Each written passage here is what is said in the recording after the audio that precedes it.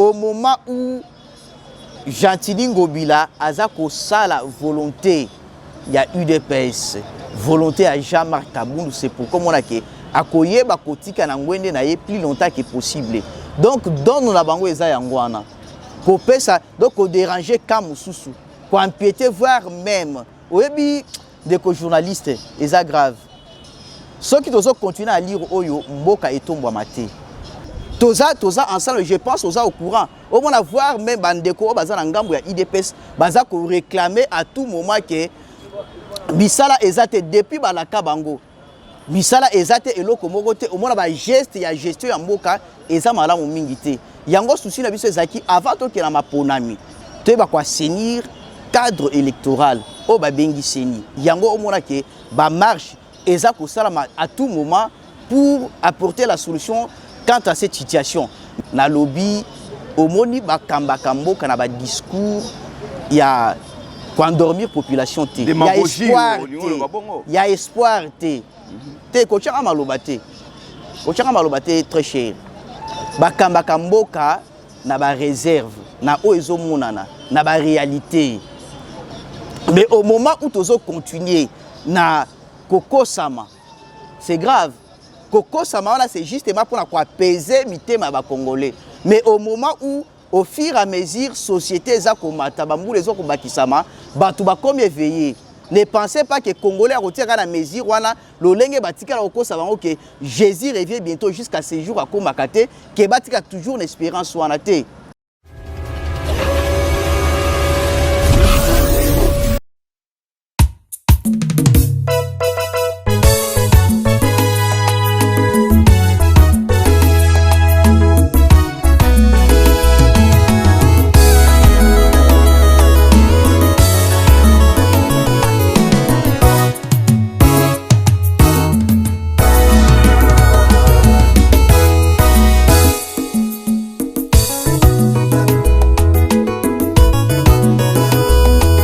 Moi Mboka Roger que c'est Mbote. Oui, Mbote, moi Mboka pour profiter de l'occasion ya micro na yo na ba saluer le président Eli Martin Fayulu na opportunité oyo ayebi ko mandater bisoto ba ko la question de l'air. Merci beaucoup. En tout cas, je rappelle aux téléspectateurs qu'aux alliés membres de l'ESU2 et puis membres de la Mouka, il y a Martin Fayulu. Moi Mboka, je pense le lot kolobela mingi actualité oyo et domina qui semaine je pense Olanda qui mokonzi mboka na 76e session de l'Assemblée générale ya ONU yé ameki ko marteler pe ko beta c'était na likambo oyo etali élection en République démocratique du Congo à lobby élection ezali na 2023 yango azali a décrété qui plutôt état de siège à l'est de la République pour kimia ezonga na mboka mobimba to meka pour kende na maponomi wana na salika ka rappel sur le discours du chef de l'État mais bino kota la ngambo opposition bobonga mina nte bozali ko projeter ba marche à tout le moment. Non moi na mboka ezali bongo te omoni avant to ba ko kena élection faut nécessairement to ba ko assainir cadre. Je pense aux au courant aux grands journalistes on a ebi depuis 2006, Otoyeba cause la constitution définitive. Totikala jamais qu'organiser des élections où elles crédibles, transparentes et apaisées. 2006, elles acquis contestation. 2011 également. 2018 jusqu'à ce jour vous vivre. C'est pourquoi biso souci na biso ezani. Avant Toyeba kokende na maponami. Au moment où voire même seniwana ezali organe moko consensuel. Ezali boyo kanaba Congo basala ki na place oyo l'élection et les kakana ministère aujourd'hui na mboka oeza lokola Congo na biso awa kala l'élection bo sala na ministère intérieur au moment où amoni que crédibilité ya institution voire même animateur ya institution eza malamu mingi te c'est pourquoi bayeba ko décider ko créer organe à part entière o ba bengi seni pour être ma biso na mapona mais au moment où tozo comme on a depuis organe wana créé jusqu'à ce jour maponia malonga ezalakate. C'est pourquoi biso to décider na ngambo na biso tout ça ba réforme institutionnelle. Oto yeba ko proposer loi organique o ya seni. Mais fort malheureusement loi wana ezaki non appliquée. C'est pourquoi on a que ba marche izo salama. De konabiso lutundola ya il a proposé qu'il y a ensemble, Moïse Katumbi. Lutundula, c'est lui-là, non? Oui, l'honorable Lutundula, il a proposé loi Oyo, ils ont reflété volonté, il y a peuple congolais. Là, c'était dans l'opposition à l'époque. Non, il n'était pas dans l'opposition. Azaki, la union sacrée. Donc, l'opposition à Salaki Yango, quand il était encore dans l'opposition, pour éclairer l'opinion. Non. Lutundu, la proposition, alors on a et Salami déjà, dans la 4 union sacrée. Ensemble, ils ont la 4 union sacrée. C'est-à-dire, le juge est parti. Non, moi, en tout cas, tout ça, la claire, pour ne pas perturber ceux qui nous suivent à la maison. Ndeko Lutundu là a déposé une loi Oyo. À l'époque, je me souviens, même il c'était dans la rue pour l'Owanelek. Dans l'opposition, on a évité ceux qui vont bosser. Non, je vous dis franchement, loi Oyo, ils ont organisé CENI actuellement. Ils allaient élaborer cette proposition, adoptée pendant que basé la union sacrée. Ça date pas de longtemps. Peut-être là c'est une information. Ah oui, je vous dis, c'est là. Yango biso tolobi au moment où même comportement wana, ba acteurs politiques bazo se mêler na question électorale. Au moment où banasa na forte influence na kata organe wana. Yango tolobi na lolenge wana en tout cas ma ponami et koleka malamu te. Fallait peuple congolais aye ba ko signer yemoko contrat social na ba dirigeant. Pour lelo boyeboni situation sociale eza malamu mingi te oke bakambi baza principe o ya redevabilité baza nango te parce que ba yebi très bien lolenge bazulaka pouvoir na bango ce qui réellement biso peuple ba totinda ka bango mbele ba bavir o bozo bomona kana gestion ya mboka et ça la makate toza ensemble je pense aux au courant au moins voir même bandeko baza na ngambo ya IDPS baza ko réclamer à tout moment que bisala ezate depuis balaka bango misala ezate eloko moko te au moins ba geste ya gestion ya mboka eza malamu mingi te yango souci na biso ezaki avant to ke na maponami te ba kwa senir cadre électoral o ba bengi seni yango o mona ke ba marche eza ko salama à tout moment pour apporter la solution quant à cette situation. Mais à ce qui concerne, oui, c'est bien bon de dire que na 2023 l'élection ezali. Oui, Kolanda Mokozambo kana 72e sommet, c'est quoi 76e plutôt sommet il y a Nations Unies. Le président de la République est déterminé étant que garant il y a bon fonctionnement c'est vrai, reconnu voir parce que j'ai tant de choses à dire. C'est ça donc les autres comme ça me révolte. Mais quand même oui, non, c'est vrai, mais ça me révolte. Oh oui. Et le connu révolté yo. Ndeko, toza na kati ya mboka atoyebi réalité na biso malamu.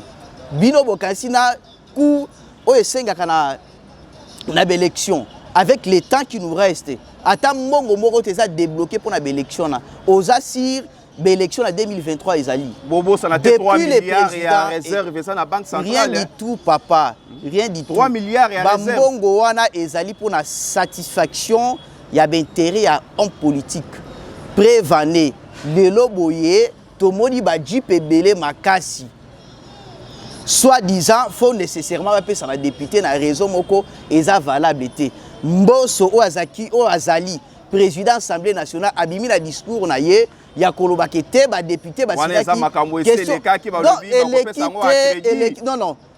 il y a crédit chef de l'État yemoko abimaki. Oui bien lobaki nini. Ayebi ko démentir information à l'obiango clairement que ezali ni don ni contrat privé mais ezali montage financier. Jusqu'à ce jour ba Congolais ba ko tourna montage financier au chef de l'État à l'obaki oyo et permettre ba somba ba ji pour la député ozo coûter très cher au moment où bande ko na biso na est na ba Kivu kuna. Il faut ba député ba tambola ka makolo. Non. Mon cher, au moins il y a un salaire au bazouak chaque fin du mois et qu'on permettre bango basomba jupe ya malam. Le lenge bazana avant mitukawana il y a un député mon côté. Abo qui est l'Assemblée nationale na moto ou bien à vélo ou bien à makolo azati. Bazaki bien véhiculé. En tant que membre de l'EC2 et puis membre de la Mouka. C'est pourquoi je te dis c'est bien à continuer. Bon, poser question, poser mutuna parce que mituna eza yo. Il paraît que Fumu Pana Martin Fayulu bango pe bazui ba di kuni parler. Donc en tout cas, obi batouana lokola les présidents éli parce que na yé tout d'abord hormis aux la membre ya Lamuka na yé na corps ya SID. Il y a parti cher, il y a peuple congolais aujourd'hui présidé par les présidents honnêtes, intègres, sérieux, de bonne foi, président Eli Martin Fayoulou. Donc, na yé na casquette wana. À mon humble avis, jusqu'à ces jours, au Kélébissi, Kanyo se voir même au Sali, ba banquette na yo, au Tikala jamais qu'on retrouve que président Eli a yebi kozwa jip wana, rien du tout. Et ceux qui oyoki elokwana, eza balokuta. Tous on a la question élection. Même émolument na ya touchaka. Tous on a la question élection 2023. Yango na yebi sur la question ya élection wana. Na lobby omoni bakamba kamboka na ba discours ya pour endormir population te. Il y a espoir. Il y a espoir te. Te kochaka maloba te. Kochaka maloba te très cher. Bakamba kamboka na ba réserve, na oezo monana, na ba réalité. Mais au moment où tozo continuer na Koko Sama, c'est grave. Koko Sama c'est justement pour apaiser mitema ba congolais. Mais au moment où au fur et à mesure société za komata bambu les autres bakisama batu ba comme éveillé. Ne pensez pas que Congolais a retiré la mesure wana lolenge batika la Koko Sama que Jésus revient bientôt jusqu'à ce jour à Komakate que batika toujours une espérance wana te. Donc le Congo tel que le Congo est là, biso nyonso to komi très éveillé pour la gestion de cannabis. Au moment où tozo mona ba emploi ba prometa ki biso ezalité. Comme Afrique, Allemagne, Congo, Allemagne d'Afrique, tout le monde y a ngoté. SMIG n'en parlons même pas. La question est belle, stabilité à mal, stabilité à courant et égalité. Yo kansi biso to kodima ke na 2023 l'élection ezala. Ce qui ezali yeba ke biso la muka tozali déjà préparé avec l'ancrage populaire, avec les soutiens populaires au Québec élection et l'autre bangi sa biso. Ezali irréversible. Ezali irréversible. Non, non, c'est vrai. Il y a un émission qui quelque chose est irréversible. Nous sommes prêts. Mais souci la biso ezanini. Tu vas quoi assainir cadre électoral. Donc peuple, il va continuer véritable contrat social na ba gouvernant. Donc chaque parti, biso to ça na droit na biso na obligation na biso ou devoir. Donc ba dirigeant peut baza na ba droit na bango na obligation na bango et loko ba koki le roi devoir et loko ba ko sala pour na peuple congolais. Todo souffrir makasi. Même si bandeko baza ngamba pouvoir. Totambola katuzaka elongo na bango au moins lolenge tonyo kamaka. C'est insupportable. Tala ba potentialité ouais ça na mboka na biso. Te tozo so ki ça makamusimate. C'est une façon d'avancer en regardant derrière. Ezali simate. Sauf que tel que tu as dit référant à l'article 69 de la Constitution, le président, garant au bon fonctionnement des institutions, c'est lui qui doit intervenir à cette question. Jusqu'à ce jour, bandeko na biso il y a confession religieuse, église catholique. Na SCC bazo senga audience c'est pas chef de l'état. Na kata charte na bango ezali na clause beaucoup ya garantie de bonne foi. C'est-à-dire oui, j'arrive. Ba o wana kutunde na mboka o yoki biso soni. Non ba yoki biso soni te les musulmans, l'islam ba rejoindre SCC l'église catholique et pourquoi bazala ki na no côté ya nani ba o wana parce que il faut koyeba banganga nzambe basali soni cette fois-ci. Non non basali soni te. Yo olobi okanisi ke ba convaincre bato na po balongwa ba pesi ba okanyaka ba pesi ba okanyaka te bato na bala mbongo te bato na batambola kana pourquoi bandimaki na ko signer PV après ba ya koboya. Le problème c'est quoi ba signer ki PVT tozaki voir même na désignation te les islamistes ba signer ki te bazaki na niveau wana te. D'ailleurs mutako signer PV ezali président o eza de konabiso église catholique. Ça n'a rien à voir avec les musulmans. Batouana, Dodo, Kamba et consort, Bayeba ko passer en force. Bazaki na période où ça na étape où il y a critérium, il y a kotala ba critère banani o ba koki ko lekana maponami. Il y a ko désigner mutua o kambaseni. Mais ba koma ki na niveau il y a élection té. Bazaki na niveau il y a critère. Mais bango ba passer en vitesse, ti ko déposer PV voire même qu'on viole certaines dispositions, il y a charte aux régir, ma confession religieuse. Donc c'est pourquoi bisoto loba, tozali humble, toza prêt pour na maponami. Mais maponami otoko kende ezali oyo wapi na seni oyo wapi. C'est pourquoi souci la biso ezali toyeba kwa senir cadre wana. Donc bactère politique, quelle que soit opposition ou majorité, c'est-à-dire ba obazo kamba, ba kolonga na kata organe wana, ba kotika yango neutre. On ne peut jamais cautionner un organe avec des hommes partials, c'est-à-dire Batou O, la tendance Moko. Il y a qu'à soutenir parti Moko Boy, mouvance Moko Boy. Nous sommes contre tout cela. Il y a un moment qui marche et ça jusqu'à l'aboutissement. Donc c'est un peu ça mon journaliste. En tout cas, merci beaucoup Roger, je pense que fidèle téléspectateur. Vous l'avez très bien invité Nabiso Alelo, mais Mokonzi Mboka abeti c'était na 76e sommet, il y a assemblée générale, il y a ONI Alobi, Maponomi Ezali na 2023. Donc wana Ezali irréversible. Tozo senga na ba parti politique, tozo senga na ba confession religieuse, tozo senga na ba union surtout ba institution de la République. Cette fois-ci, bo offrir biso spectacle ya mabete.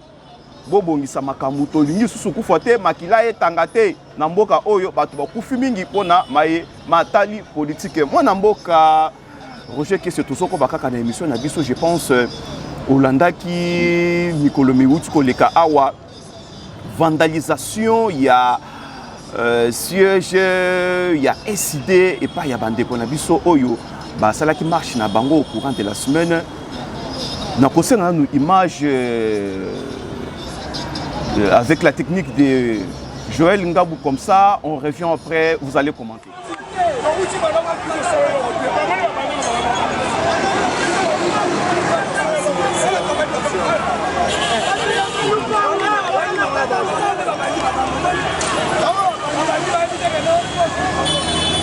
Je vais faire ça hors, je vais faire ça hors. On va tirer karaté, on va savoir là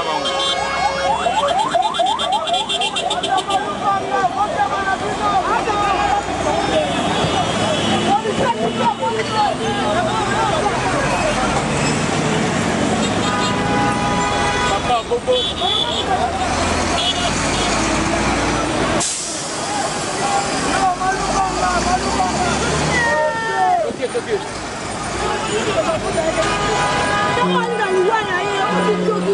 Oh, là on va continuer, on va tirer le les gars.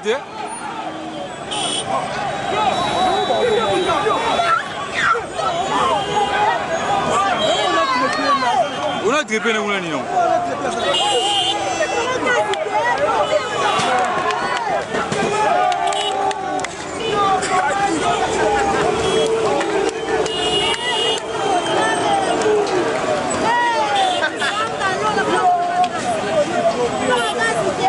Eh bah côté la bango.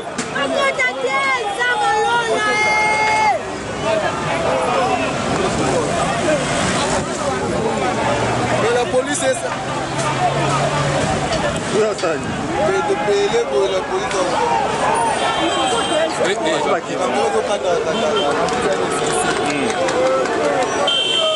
Vamos tirar vamos legal.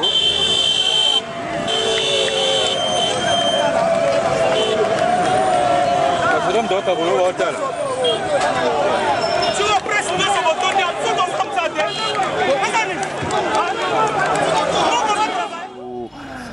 Bauti kopesa biso na technique awa lecture nini okosala par rapport ya comportement ya bande qu'on a biso oyo bakenda kiti ko vandaliser siège ya parti politique ya Martin Fayulu et puis lecture nini ososala par rapport ya comportement ya la police et aussi nos chefs des partis politiques. Baébi ko éduquer ba militant na bango te la police ça qui était pas intervenir ba sauver quand même siège ya bande qu'on a biso ya la muka. Très bien. Moi Mboka Maurice Oboni na kati ya mboka na biso, je l'ai toujours dit que nous sommes dans un état sans état. Dans la RDC ou le Congo, c'est un état démocratique sans la démocratie. Oboni na mboka oyo ou soit état oyo ezali organisé. Oyebi utilité voire même oyoba législateur ou les constituants oyo bisono tozali ba constituant tolinga ki article 26 et ba kozana constitution na deuxième alinéa na yango et lobi ke oyo ana posa aye ba ko organiser marche na ye aye par écrit aye ba ko alerter ko informer autorité compétente pour aye ba ko pour ayeba ko sécuriser marche wana itinéraire ndenge sengeli. Très bien. Ko sécuriser marche, c'est-à-dire ba précaution nécessaire fallait ayeba kozwama. Ba acte de vandalisme on a c'est clair. Biso tona mutu mususu te oyeba ko condamner. Toyeba ko condamner l'autorité ya mboka. Baza ko kamba mboka malamu te. Alors, na moment où ndeko na biso Gentili Ngobila o aza la mesure ayeba ko assurer sécurité, o aza la mesure nécessaire, il y a la police, règlement de police. Pour ayeba ko kamba bandeko nyonso o bana posa ya ko sala marche na bango en paix du début jusqu'à la fin. Mais c'est étonnant, c'est complètement étonnant comment on a que bandeko wana en réalité baza ba union sacrée, c'est ça non? Parti on les a partis à l'union sacrée. Infiltré dans bandeko ya IDPS. Parce que toza na ba vidéo, tozali na ba preuve, lo lenge ba yeba ko saccager ko yiba voir même ba kiti na biso, ko yiba voir même. Non non, la police est la quitté. Biso to koki ko attaquer batouté. Je vous dis décider ezali parti moko éducatif. Au bon lenge au mona comportement ya président Eli Martin Fayulu, l'homme honnête, intègre, sérieux, de bonne foi. Est-ce que les militants sont pas lokola yé? Je vous l'ai dit, Moutounion sont aïe intègre, honnête, mais est-ce que les militants sont la siège? Dès que journaliste yeba que Moutounion sont aïe bakakozala instruit na katia étudier. Lo lenge oza komona nga lo lenge pe omona ka ba militant na biso nyonso.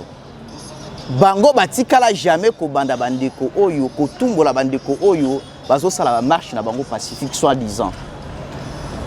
Ba madakité. Bango d'eta ba komi na niveau na ko finga koloba n'importe quoi. C'est pourquoi o mona ti réaction ebi ko salama bango lo lenge ba yeba ko sala ebele et sali ke ba yeba ko kota ti na kati permettez ba yeba ko kota ti na kati ya siège national na biso ko poser ba acte ba poser qui on a hostilité au vu au-dessus ya ba policier. Donc l'inaction, l'oisiveté ya ba policier na biso ezo ko rendre bango ba responsable na ba situation où les cas qui na kati ya la police ezala ki parce que marche wana ezali encadré par la police. Tant on va ko attaquer siège la police ezala ki wapi, c'est ça. Mais c'est ça, il y a une question auto biso to akotuna. Vous voyez déjà que ndeko na biso Gentili Ngobila o azali numéro 1 ya quoi assurer bien na personne ya peuple congolais azali complice. Tu sais pourquoi ça complice? Pour Kabund, premier président de l'Assemblée nationale, ayeba qui quoi ajouter. Je vous l'ai dit papa, et ça va top secret. Ba koki kolobango en public té. Il est au courant de tout ça. Parce que y a simple fil y appelle là yé. Et koki ko stopper hémorragie ou salamé kiwana. Mais au moment où on a qui l'oisiveté na chef na bango, c'est-à-dire bazali complice. Au vu au-dessus de tout le monde. Au mot dit et l'occasion ça la bango pour y satisfaire Kabund. Kalamingi tomonaki le premier président Lobakinini. En tout cas la ville est ingouvernable. Il fallait Ngobila ayeba kolongwa. Parce que autorisation ezaki nango normal. Baza ko constater que ceux qui tiki au moment où tozo kende na période électorale, soto yebi ko tika gestion ya mutu aza na ngambu ya mouvance mususu. C'est-à-dire il y a PPRD ou il y a FCC à koki ko continuer. À koki certainement à koki ko assurer ou soit ko interdire ba marche ba kozo a mesure mususu ko interdire ba marche mususu. Donc c'est pourquoi on a que yes aussi na ezalaki ayeba kocha wana président lobela président premier président de l'Assemblée nationale Kabund ayeba kocha mutu o azana confiance na ye celui s'agit ko interdire ayeba ko interdire mais au moment où ndeko na biso Gentili Ngobila ayeba ko accepter ba clause wana abike nyonso ko yebisanga chef na koyeba ko exécuter yango. C'est pourquoi on a qui voir même première action tout ça là qui y a marche na biso les 15 au moni lo lenge ba yeba ko. Donc comme si nous sommes dans un état qui n'existe plus. Donc c'est-à-dire ba marche Deuxième- ba komi ko autoriser ngo et pas bande ko mususu ba autoriser c'est exactement au moment où Gentili Ngobila aza ko sala volonté ya UDPS volonté à Jean-Marc Kabundu c'est pourquoi on a que akoyeba kotika na ngwende na ye plus longtemps que possible donc donne na bango eza yango wana ko pesa donc ko déranger kam mususu ko empiéter voire même oyebi de ko journaliste eza grave ceux qui doivent continuer à lire oyo mboka etombwa maté tokendaka na tuke na élection pour le changement c'est-à-dire qu'il dit changement totika ba pratique ya kala Yamabe. Auto condamna ki lobby. C'est vrai. Toi, il va adopter un comportement à Sika. Mais au moment où le même comportement est à continuer en alternance, il y a un moment qui est toujours associé à changement, beaucoup sans changement. Merci beaucoup, monsieur Roger, que ça, en tout cas, émission Nabiso, Ezo Kende Nasuka, chef de la parti politique. Vous avez aussi la responsabilité de coéduquer les militants. Ce n'est pas de cette manière. C'est vraiment désolant. Nous sommes en politique. Dans la politique, il y a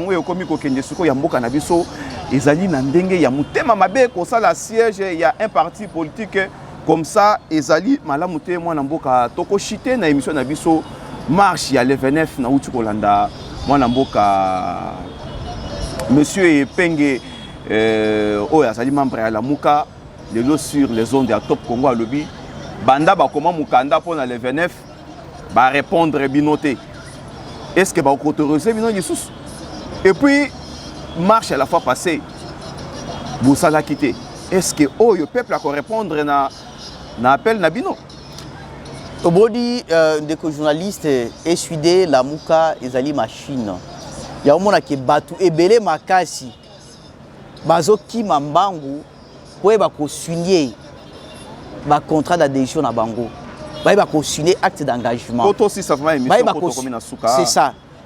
Donc tout d'abord pour être un peu rapidement au modi article auto évoqué à constitution article 26 et tous en régime il y a autorisation T moins encore il y a négociation tous en régime il y a information c'est clair au moment où autorité compétente mais malgré ça marche ça la maka c'est ce qui est mal c'est ça yango tozo déplorer changement vandalisé yango to déplorer changement oyebi na lobelo ko muke parce que naza moko ya uniquine point moko boye o touché nga makasi oyebi tozo déplorer to ba ko assister à un changement mais tozo tambola lolenge moko na uniquine kuna ya yoki na campus uniquine na yoki que recteur azali nommé.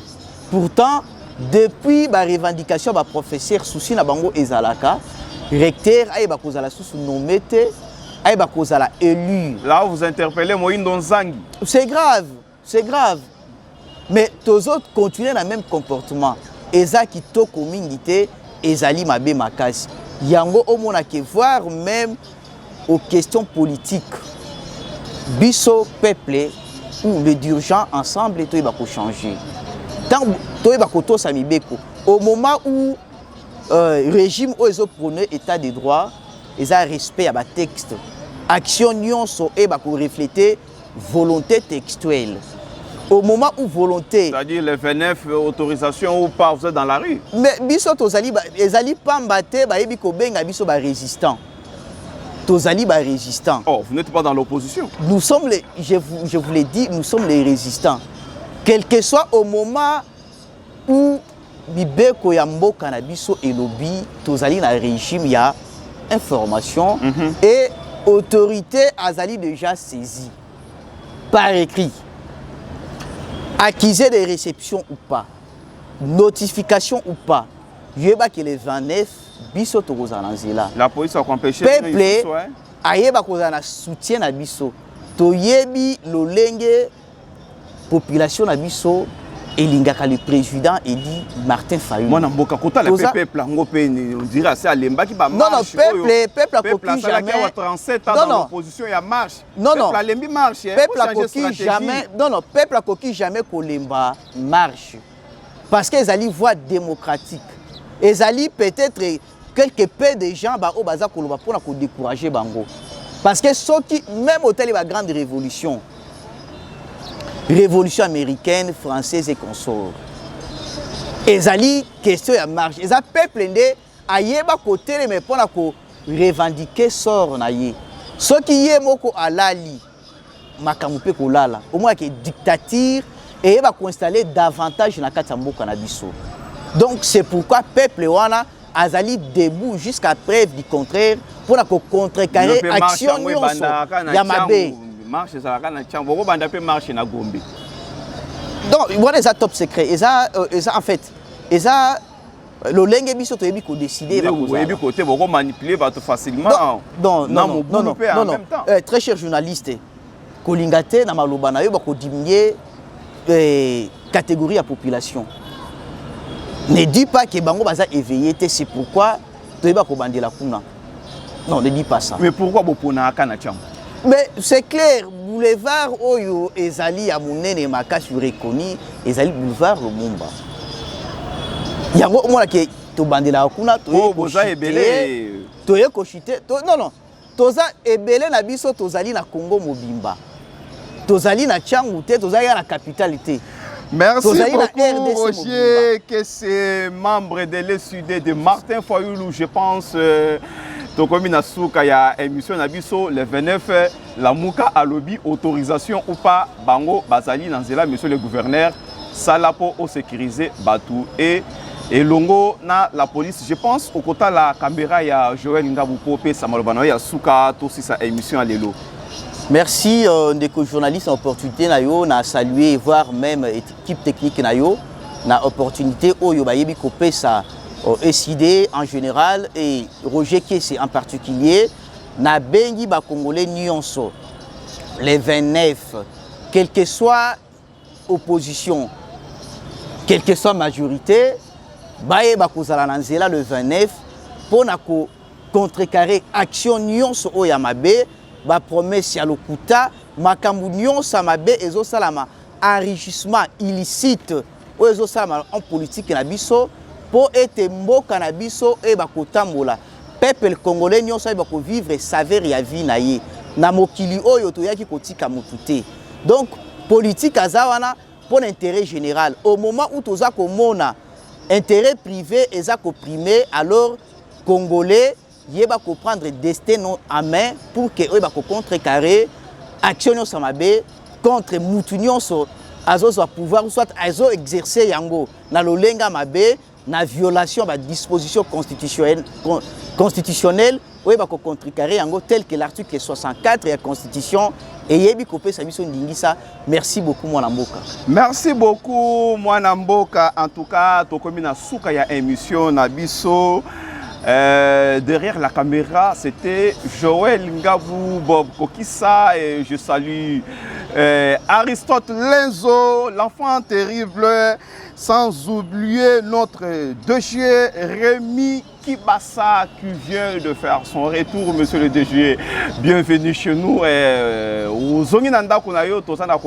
Donc, et je salue encore la famille Oku, président Tum à partir de Paris Mokonzi. En tout cas, Yayo Yangoana, sans oublier Sage Kazozoa, fidèle téléspectateur de Gauchaine cette télévision. Restez toujours branchés et abonnez-vous massivement sur Gauchaine. Vous ne serez jamais déçus. Merci.